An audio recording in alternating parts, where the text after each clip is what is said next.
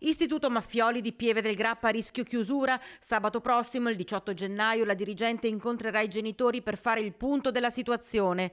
Da indiscrezioni pare che si stia premendo per la sua cessazione a causa delle scarse iscrizioni e della denatalità, ma dal loro canto i genitori chiedono a gran voce che l'alberghiero continui a funzionare lì dove si trova oggi, a Fietta di Paderno, perché, hanno ribadito in più occasioni anche al nostro microfono, è una risorsa per i giovani che lo frequentano e per l'intero territorio.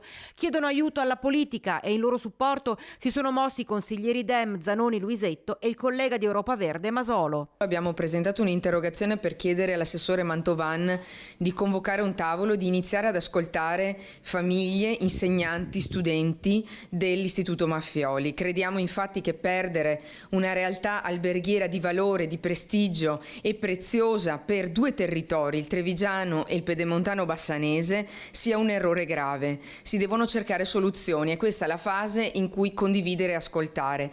Chiuderla significa chiedere ai ragazzi e alle famiglie 25 km in più per andare a Montebelluna o a Castelfranco. Significa smembrare classi, significa sconvolgere la vita di quei ragazzi con disabilità, 17, che vivono questa scuola come uno strumento di quotidianità e di solidità, come un punto di riferimento. Lo stesso appello degli insegnanti, 120 professori che hanno chiesto di tenere aperta la scuola, ad oggi è inascoltato. Chiediamo con questa interrogazione che si apra una fase di ascolto, che ci si fermi e si riconsiderino queste decisioni per tornare indietro e tenere aperto l'Istituto Maffioli.